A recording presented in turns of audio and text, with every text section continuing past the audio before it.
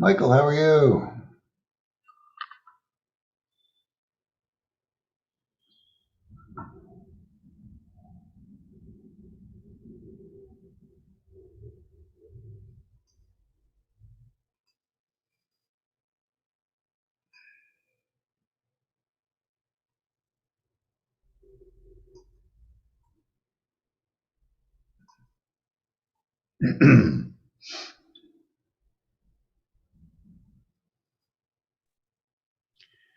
Hey, Scott. Sorry, I was on mute. We're traveling to Atlanta. I'm speaking tomorrow at a Veterans Day thing.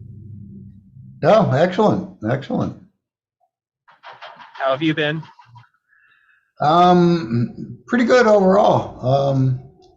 We had a good weekend. We went to the what's known as the Blue Jam here in Charleston County. Basically it's the kickoff of the election cycle for the Charleston County Democratic Party. Cool. Got to talk to a couple of gubernatorial candidates. Joe Cunningham was there. Mia McLeod was there. Who the heck else did I talk to? Some candidates.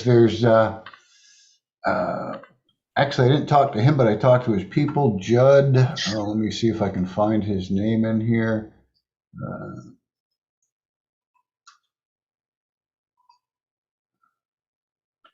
Judd Larkins, a young fella running against Joe Wilson's district. Awesome. Yeah, it should be interesting. And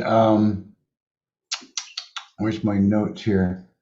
On Sunday, now I haven't heard back from him after I replied, but on Sunday, one of his interns reached out saying it was a pleasure to meet you at Blue Jam. I'd love to figure out a good time for Judd Larkins, my candidate for South Carolina's 2nd Congressional District, to sit down and chat with you guys about legalization and decriminalization. Love it. I want to talk to any candidate that wants to talk about it. So that was a good start. I have Kristen sort of starting to reach out to some of the other candidates that we spoke to that day, or there were a few other representatives there. Actually, I briefly spoke with Jamie Harrison. He was there. Crystal Matthews, who's running, I forget what she's running for. But yeah, good day. Our first time actually being out at an event, tabling, having a little booth since, I want to say pre-pandemic, since, early 2020. Turn right to I-285 North. Hang on. I was up in Maryland. Okay, well, I'll talk to you later. No, I'm teasing. I was teasing about the directions. Turn right to I-285 North. So I just got back from Maryland with Jill Swing and Representative Cox and Representative Collins. I did see her share the names, and I didn't jot them down. So it was a very beneficial. Go ahead. Do either of those particular legislators, have they already co-signed on to the medical bill? I'm not sure. I think they're both. Yeah, I believe they are both on as co-signers on the representative side of the House. I believe. Okay. So Herb Kurzman's bill. Cool. And they both seem very supportive. They did a lot of questions, and I think we're in good shape. I'll talk to you later, partner. Okay. Yeah, I want to talk to you about that trip to Maryland when we get a chance. Thanks. You got it. Out here. All right. Where are we here? We're at 7:02 already. I didn't do a second round of reminders for everybody, so let me just give it another minute or two, see if anybody else comes on in here.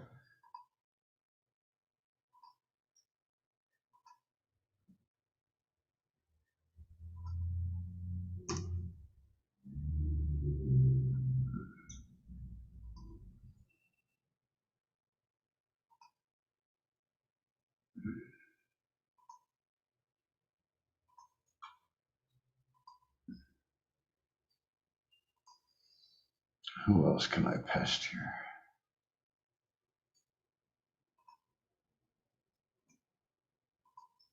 Okay, And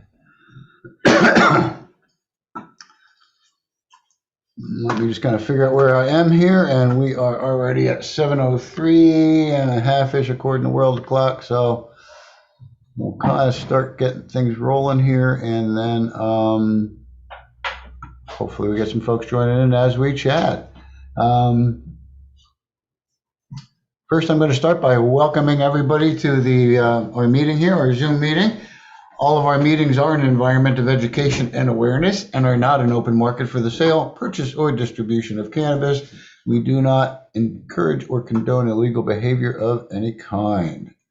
Again, welcome everybody who's here with me tonight on the Zoom call. Welcome to anybody that may be watching our live stream on our YouTube channel, and welcome to anybody who's watching us as a video later on YouTube.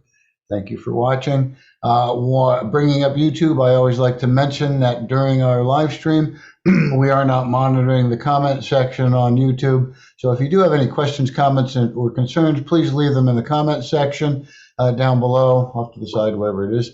And once YouTube is done rendering the video, we'll go back, visit the page, and address any of your questions, comments, or concerns. So again, thank you for joining us. My name is Scott Weldon. I am the Executive Director of the South Carolina Chapter for the National Organization for the Reform of Marijuana Laws, lovingly known as NORML. And tonight is the South Carolina NORML Cannabis Conversation that we hold every Wednesday night at 7 p.m. And we've got some interesting topic to talk about tonight. So we might as well get right on into it. There was let me copy and share this link.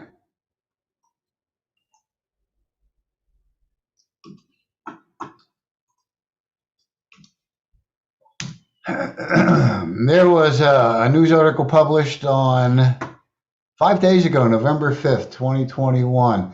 That was, actually, I hadn't heard about it until Saturday evening when I got back home from that Blue Jam event. And the article is, Republican-led bill to legalize and tax marijuana emerges as alternative to Democratic measures. And this bill is being headed up and led by, how do they phrase it here? Marijuana Moment obtained the text of a draft legislation, which is being led by Representative Nancy Mace, Republican of South Carolina. Nancy Mace is the representative for the South Carolina 1st Congressional District. I happen to live in the 1st Congressional District. I've met and spoke with Nancy a couple of times. About 3 or 4 months ago, I don't remember the exact date, but there was an event in downtown Charleston at one of the hotels sponsored by the AFP, that's the Americans for Prosperity. I don't remember exactly what the overall subject was. I think it may have been about me being there. I don't know, but either had something to do with marijuana and or police reform. I know that Frank Knack, the at that time actually executive director of South Carolina ACLU, was there. And Frank has now been transferred to ACL of New Hampshire. Also there was Bill Nettles. Bill Nettles is known pretty prominently for his support in legalizing marijuana in South Carolina. Bill was let me get this right, a U.S. attorney, state U.S. attorney for South Carolina. State attorney, I don't know how that works. But yeah, he was the federal level like attorney for federal prosecution, one of those here in South Carolina, and has since retired. But actually, if you happen to see the press release a few months back of Joe Cunningham's press release about coming out for his election and coming out as pro-marijuana, Bill Nettles was seen in the background, and actually Bill had spoken at that particular event.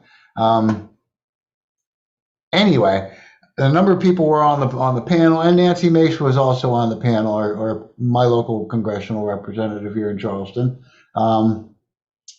And what I found sort of interesting about the story is after the panel had sort of, the event had ended and the panel are coming down like a ramp off of the stage, I'm standing there with probably pamphlets in my hand and who knows, little leaf pins or some sort of something, probably my business card and something else like that. And what sort of surprised me is as Bill Nettles came down the aisle, I didn't know I knew who he was, but I didn't realize he knew who I was. And he sort of points at me as I'm coming down and goes, I know who you are. And I was pleased with that he knows that I'm an advocate here in the state for marijuana. But also then I didn't speak with, I may or may not have handed Nancy some info because I've sent her info before. Anyway, one of the thing was breaking up. I ended up in the lobby of the hotel trying to find the men's room before I got my car to drive home. And I happened to see it up a flight of stairs and through some little doorway. But as I get up to the first set of steps, there's Nancy being interviewed by a reporter with a TV camera, so a television news reporter. Not too far away was one of her assistants or aides. And not too far from there was a police officer. She had, I don't know if she still does, but I know she had protection when she was out and about after a vandalism incident at her home a few months back. Anyway, I had to sort of like weave in behind the reporter so I didn't disrupt them, then get up past the police officer and find my way to where I was going. And as I was finished up and coming back, I decided, well, I'm not going to wander through yet. I'm just going to stand back. I'm going to watch her be interviewed.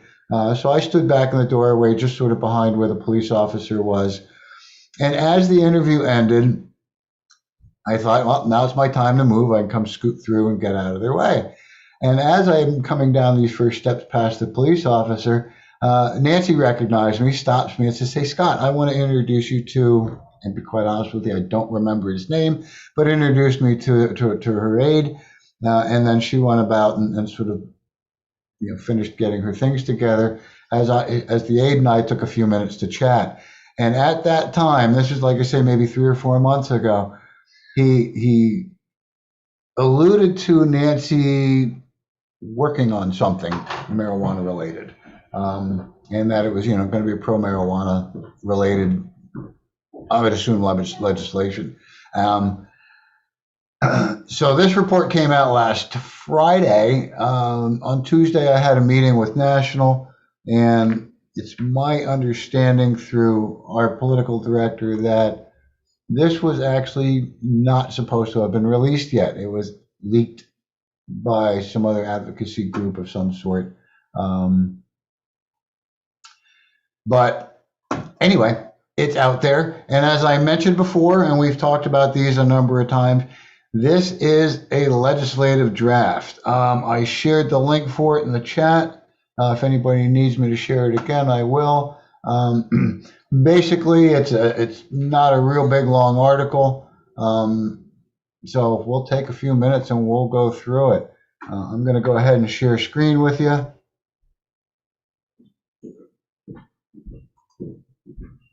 There we go.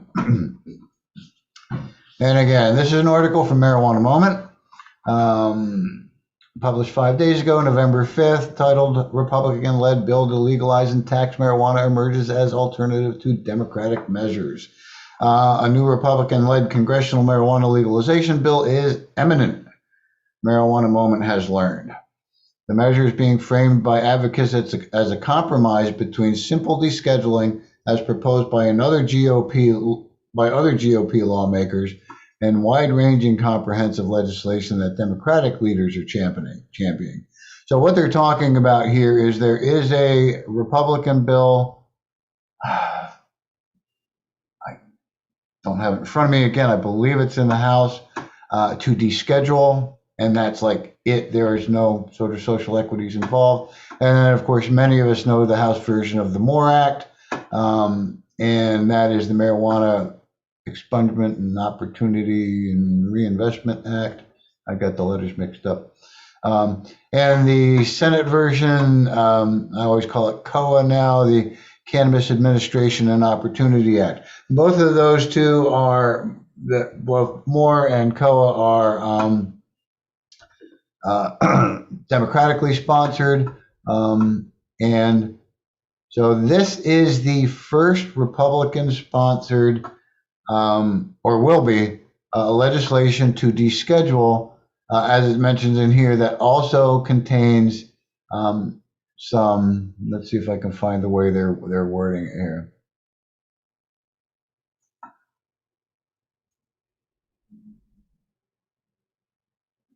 But also address like sort of expungement and that sort of thing.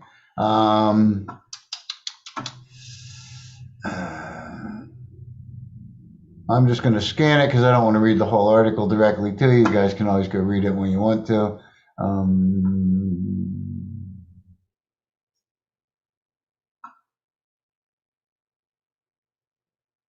I like this line though. Getting Republican buy-in can prove critical in getting something over the finish line.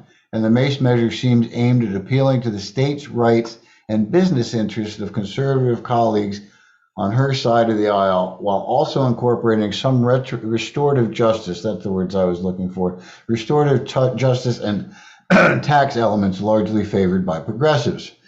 So let's go ahead and break it down.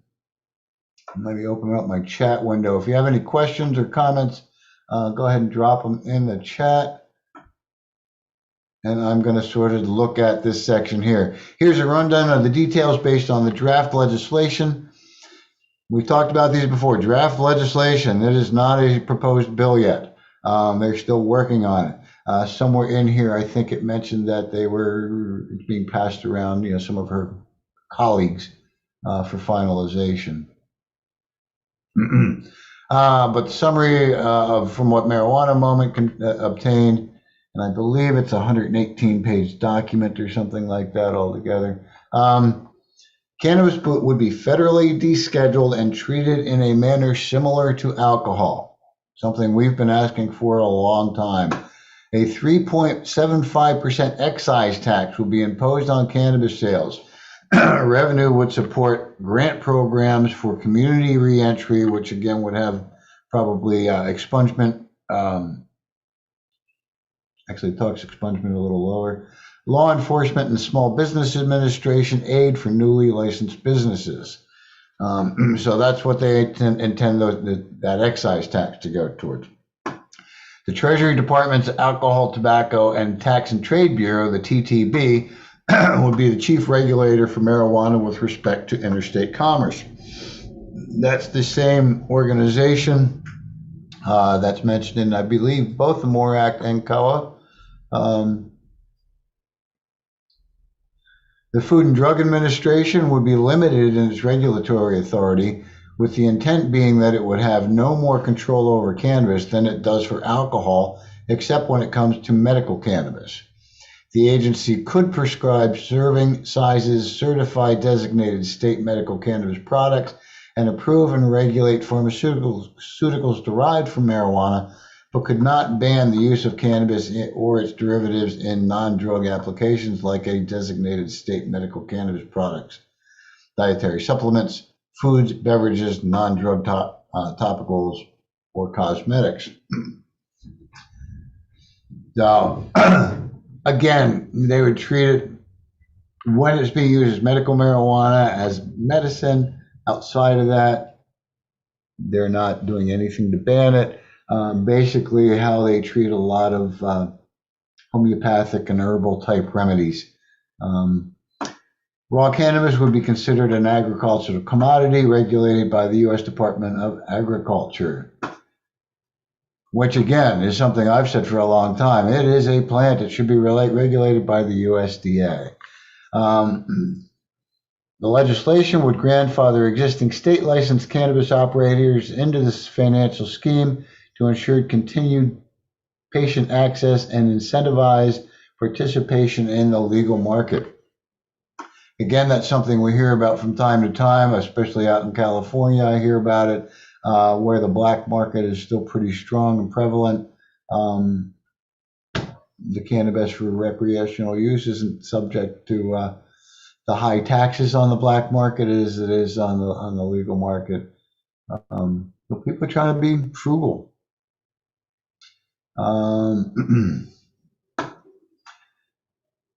Let me jump to the next one. As federal agencies work to promulgate rules, there would be a safe harbor provisions to protect patients and marijuana businesses acting in compliance with existing state laws.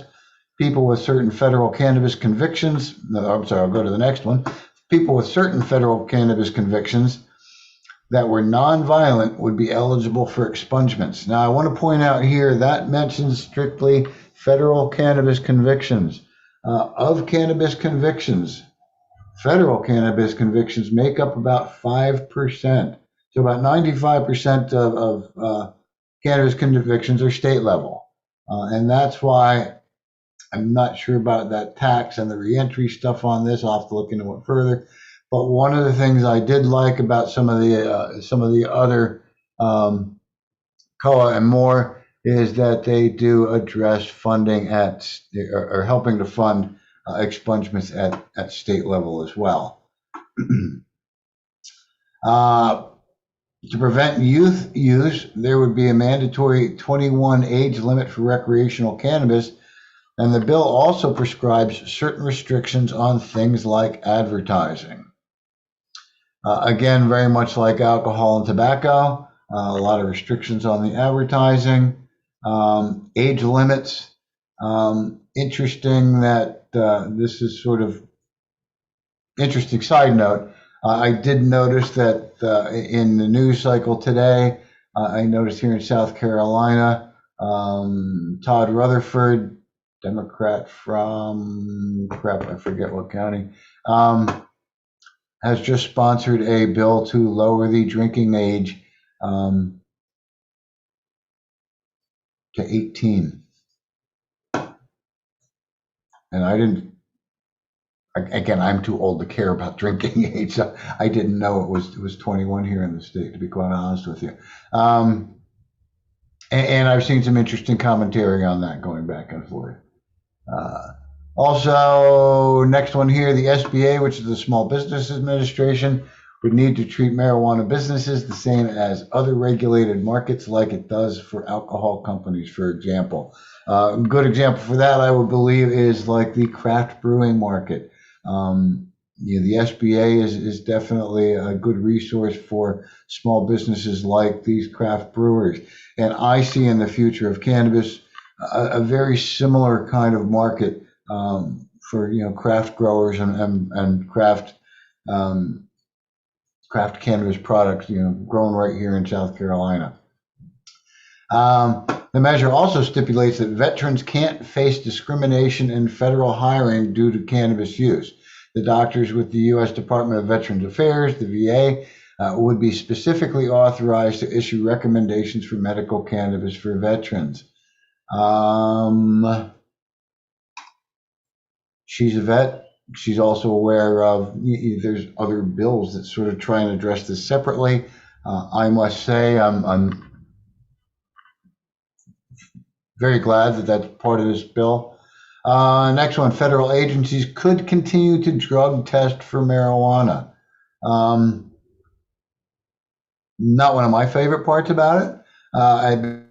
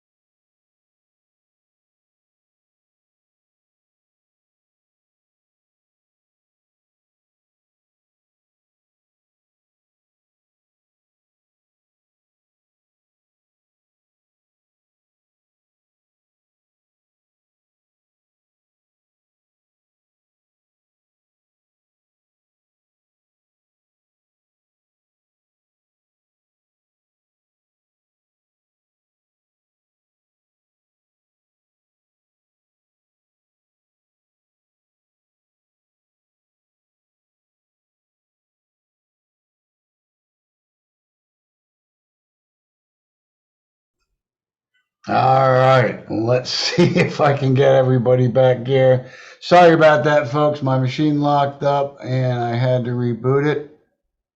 Everybody hear me? Somebody give me a thumbs up in chat or something like that. Sound loud and clear. Got it. Excellent. All right. Hopefully, all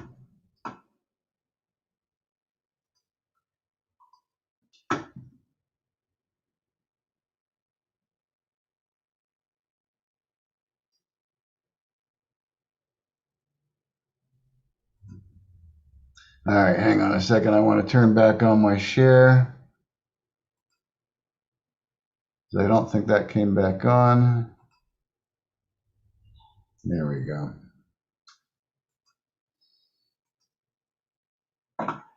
And also, one of my windows disappeared. All right, and we should have that back. Hopefully everybody can hear me again, and we're going to scroll back to, oh, right there is where we were. So where were we at? I'm not sure where everything froze, so I'll just sort of ask at some point if I seem to have jumped ahead to give me a heads up on it. But one of the last things I recall talking about before I saw everything frozen up, federal agencies could continue to drug test for marijuana. Hopefully we were right about there. And of course, my complaint about that, and I think as all of you know, the metabolites that they test for when they're doing urinalysis for marijuana testing can last in your bloodstream for up to 30 days, possibly more if you're a really heavy user. Some people, I don't know, I like to stay on the safe side and say 30 plus. And marijuana testing does, for like pre-employment drug testing, that kind of stuff does not indicate impairment. There are much better options than substance testing for impairment testing. We're seeing companies that are sensitive to safety starting to use different impairment testing methods that aren't like drug tests. They don't, because again, that marijuana could be in your system, or you could be impaired by something non-drug related. And that's one of the things that are great with these impairment tests. You could have been up all night with the baby crying, and you had a bad night's sleep. You show up the next day and you really shouldn't be driving around on that forklift or, handling dangerous equipment, something like that. You've got a bad cold and you're all stuffy and clogged up and you're not thinking straight. These are all types of impairments, and impairment testing can catch this. And it should be a situation where, hey, you're just not up to par today. Go home, rest, feel better. And the other thing that I like about these impairment tests that I've seen so far is that they start with you creating your own baseline. So they're not just testing you against some random scale, similar to like alcohol testing, where you get over a certain number, boom, you're under arrest, or you're considered impaired. I've known folks that are, I guess, like, what's the best way to phrase it? Functioning alcoholics. I think they could probably have a pretty high level all times and still be more functional than people like myself that don't drink or don't drink often. I have two 12, 16-ounce beers in me, and I start feeling giddy and silly. So anyway, impairment testing is really much more important than drug testing, and that should be changed. Maybe that's something I better bring up to her when I talk to her next. The last one on that particular list is the Bureau of Labor Statistics. The BLS would be required to issue a report to Congress on the marijuana industry. Again, probably in the report it goes into a lot more detail. The draft bill is 116 pages, so these details represent just a portion of what's compromised in the legislation. And again, the provisions are subject to change as the proposal is finalized ahead of its formal introduction to Congress. So it has not been introduced to Congress. It's also not clear what other GOP officials or offices will be involved when the bill is officially rolled out. Marijuana Moment reached out to Mace's office, but the staff declined the opportunity to comment any by time of publication. Like I say, I will be reaching out to her office in just the next couple of days as well. And I know that National is, and they're preparing a response, which I believe Justin will have out early next week, probably by Monday, Tuesday. I've been tasked with adding a quote to it, being that she is my congressional representative here. I do live in her district. So keep an eye out for that. My little claim to fame. The Republican-led effort sets the stage for some interesting debate. Advocates have already rallied behind measures such as the MORE Act, as well as the bill to reform that's being finalized on the Senate side, which was that COA that I talk about, led by Schumer, Wyden, and Booker. Boy, I called it the Schumer, Wyden, Booker bill for the longest time this year. It's unlikely that the champions behind those measures would want to cede the issue to a Republican-led bill, even if it does contain components meant to appeal to Democrats and justice reform advocates. We'll see how it plays. It is possible the legislation will garner favor with industrial stakeholders who are eager for the passable legislation proposal. Mace's legislation takes specific steps to preserve the markets that have already been established in states while ensuring that they have the resources to expand under federal regulations. Let me real quick double check if there's anything in chat. Nothing I see. Some Republicans have led or joined other Democratic colleagues on other marijuana bills, but they've generally been far more scaled back measures, simply protecting states that choose to legalize, or deschedule cannabis without touching social equity issues or creating a federal tax on sales. In any case, polling shows that the public is ready for an end to prohibition. 68% of U.S. adults said they back legalizing cannabis in a Gallup poll released this week. There's a link to it in that article. Again, with the reboot, I'm going to drop the link back in there because I see it's not in chat anymore.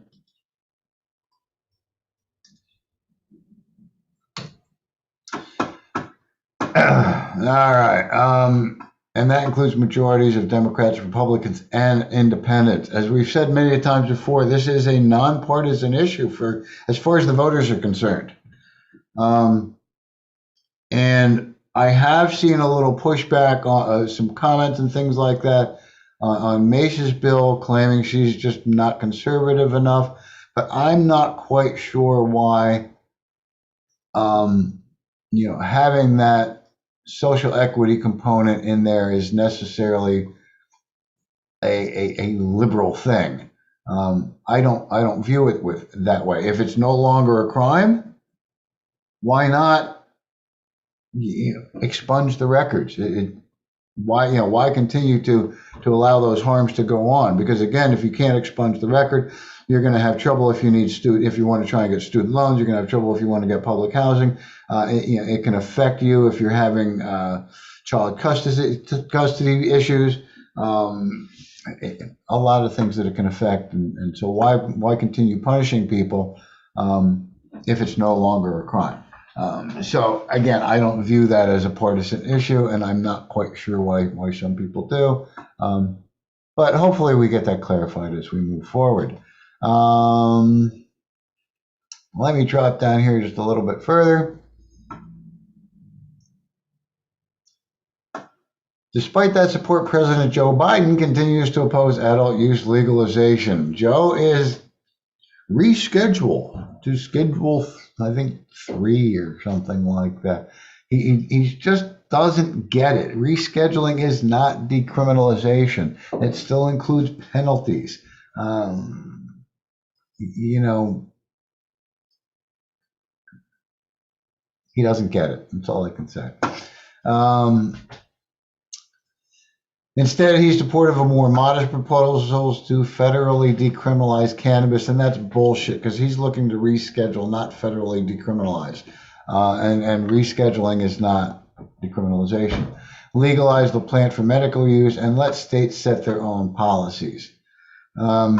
Whether he'd sign any Democratic or Republican-led legalization bill is an open question. And they finish up the article basically, while the president is personally against comprehensively ending prohibition, the Congressional Research Service released a report on Wednesday explaining steps he has, I posted this, he has his administration could take to repair the harms of cannabis criminalization. So that's the article, folks. I'm going to turn off the share here. There's also the Supreme Court basically had a chance to decriminalize cannabis back in, I want to say, 2005, and you know, our wonderful Supreme Court, even the ever so popular Ruthie Bader, found against it because she claimed, it's federally illegal. Not that it should or shouldn't be illegal, but because it is, she ruled on this particular case, and she should have ruled the other way. She and one other justice, I think, that could have very possibly ruled the other way, could have at that point made that legal. I don't have it on here. You can find it on a YouTube channel called Delete Laws. That's DELETELAWZ on YouTube. The guy's a little bit impassioned, I guess is the good way to phrase it sometimes. But he's got some good information on the Supreme Court and how the Supreme Court operated over the past 100+ years, how racist they are, that kind of stuff. Interesting videos. Some of them are way too long for me. I like things in short clips. But that's big news. Where are we time-wise? We're a little over halfway into this. That's our big news of the week. And our conversation here is with Nancy Mace. I'd love to hear your input on this. I mean, we've gotten a lot of comments on our social media in a number of different aspects of it. Thoughts, questions, comments about Nancy and the potential descheduling bill? Scott, I may have been overlooking it, but is there a link you have for the actual draft of the bill?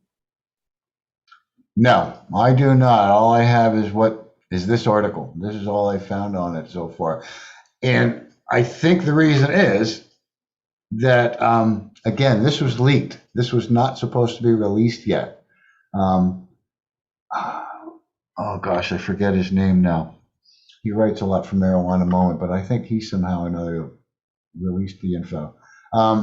Without reading the article right, that doesn't make sense. Anyway, yeah, this was not supposed to be released, and actually in this article it actually mentions the final version is expected to be officially filed later this month. Once they officially file it, we should have a link of the text to it, but there is no actual link. There's only some leaked text of the draft. That's all we know about. The little tidbit I am going to ask to swear you all the secrecy on that I have on this is that all the article says that the official version is expected later this month, and that could be anywhere to the end of the month. My understanding is it will be, hang on, everybody, promise not to tell. It's supposed to be actually finalized and officially filed this coming week. So keep your eye out for that this coming week. Should officially be filed. At that point, we should see that 116-page document that they mentioned, but don't give me a link to. And then again, I'm not sure how in depth I want to get into it. We did talk about it with Justin on Tuesday. I can't get into a whole lot of details on what we talked with Justin, our national political director. but he will be releasing some more information, I believe, on Monday, our normal's position on this. Another quick side note on Justin. Justin is a great resource for us, but my understanding is he has been informed that the last day of December will be his last day as the political director at Normal National. There is no word as of yet on who will be his replacement. I'm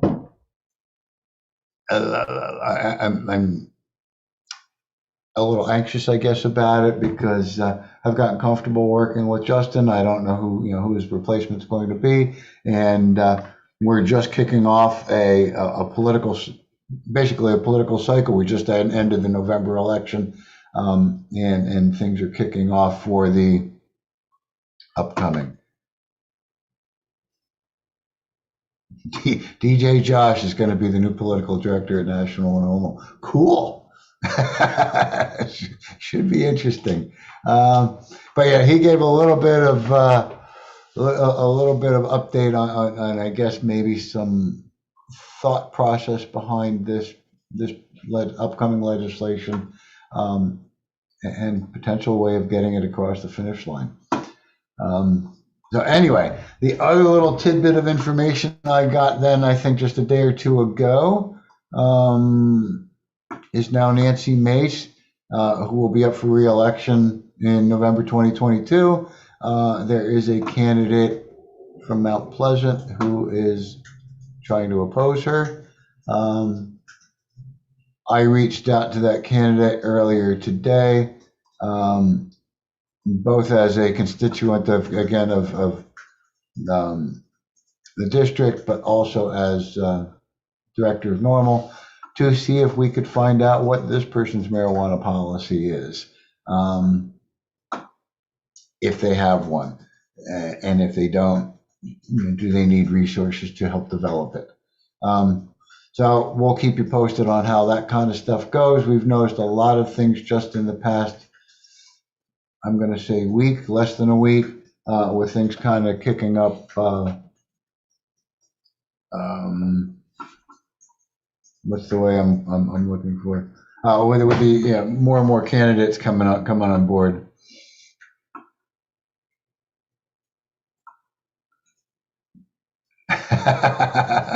Thank you, Joey, for that message, direct message. Yes, impassioned is kind of putting it lightly about the guy from Delete Laws. But that was my best choice of word, I think. Anyway, I think that's all I have for you tonight, talking about Nancy's bill. There's not a whole lot of news going on.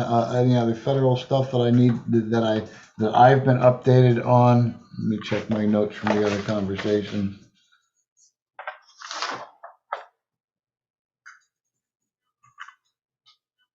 The More Act did gain 2 new co-sponsors recently. I don't want to say this past week, but recently. But that's the only other news I have for marijuana law legislation moving forward.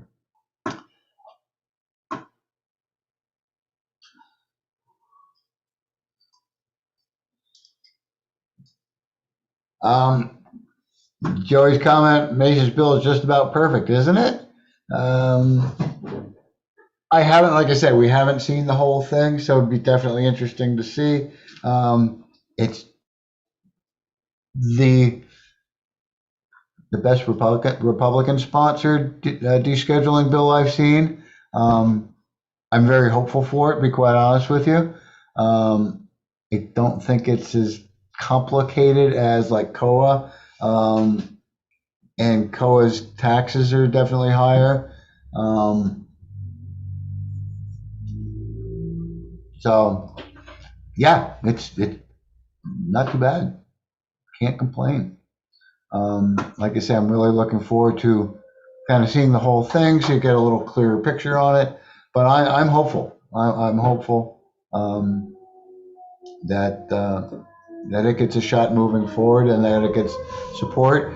One of the things that we're hoping for, really, or also, should I say, is a like we have here in the state for the Compassionate Care Act, we have the Senate version by Tom Davis, we have the House version by Herb Kurzman. So there's this companion bill process running from both sides of the legislature. We're hoping that there is a Senate companion bill that comes out basically echoing the Mace bill. If we could get that sponsored by a senator from South Carolina, I don't think Lindsay would, and I doubt if Tim Scott would, but you know, wouldn't that be amazing? But yes, that's one of the things that we're sort of hoping to see is a companion bill coming out of the Senate that will match, for the most part, be very similar or match Mace's bill. That would be a good thing. So reach out to your senators here in South Carolina. Mention Mace's upcoming legislation. Ask them if they would be interested and or willing to support the voters in this effort and sponsor a companion bill to Mace's bill. I mean, they would be on the list. Graham and Scott would definitely be on the list for good sponsors for a companion bill to this.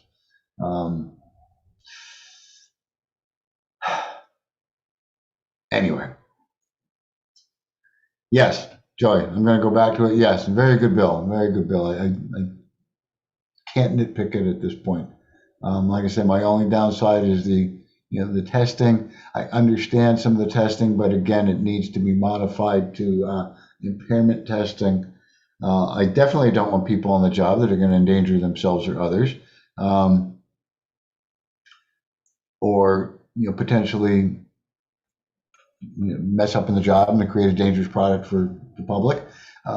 So yeah, impairment testing is definitely the way to go. Random drug testing for, you've got cannabinoids in your system, it does not indicate impairment. All right, I'm going to take another quick peek down here in the chat and or invite you all to kind of chime in if anybody has any comments on this, your thoughts.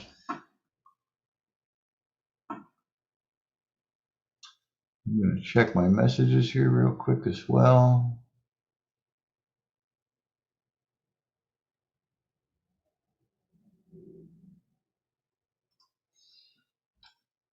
All right, I'm not seeing a whole lot of questions at the moment, so I think it is about our time to wrap up a little bit early tonight at quarter of 8.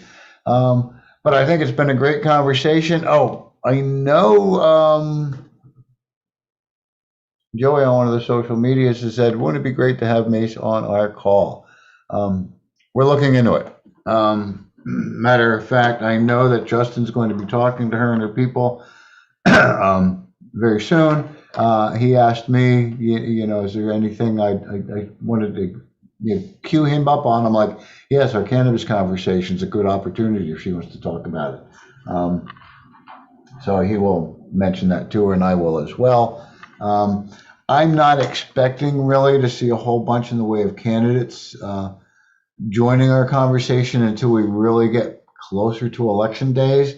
And as far as Nancy and hers, not until after the primaries, and probably, I haven't checked the date if they've picked one yet, but it should be early June for the primaries, any runoffs in late June.